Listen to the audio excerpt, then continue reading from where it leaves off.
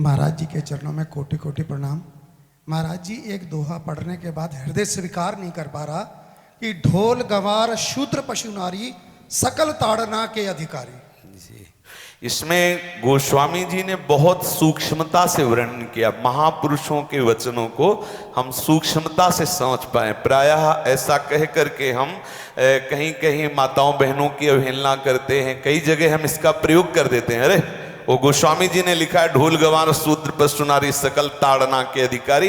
अब इसकी व्याख्या सूक्ष्मता से सुने और विचार पूर्वक। शास्त्रीय प्रमाण के अनुसार ढोल है ना, ढोल को ताड़ना चाहिए।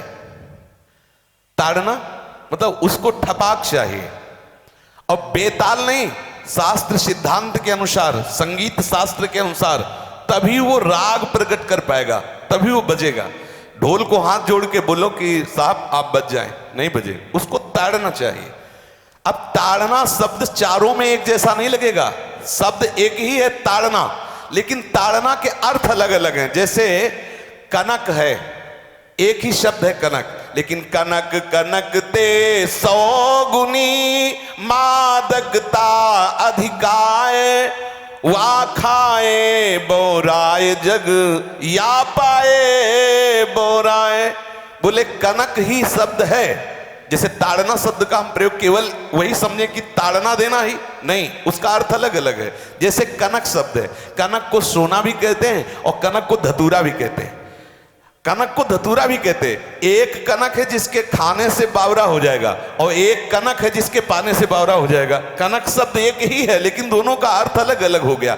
ऐसे ही ढोल में ताड़न का तात्पर्य है उसको पीटना, लेकिन वो शास्त्रीय संगीत के आधार पर उसको ताल देना।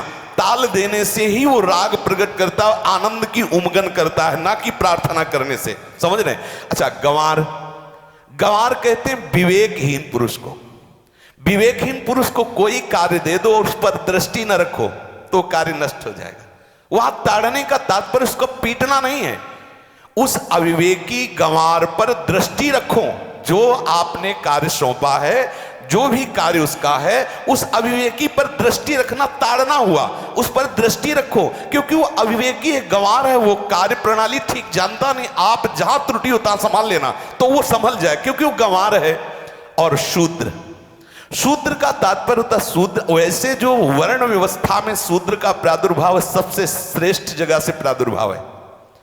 वर्णन आता है ब्राह्मणोष मुखमाशी बाहु राजन्य कृतः उरुददस जत वैश्या पदभ्याग्यं शूद्रो जायत। भगवान के श्री चरणों की ही वंदना होती है। प्राय आपने देखा सबके श्री चरणों की, और शूद्रों का प्रादुर्भाव श्री चरणों से हुआ है।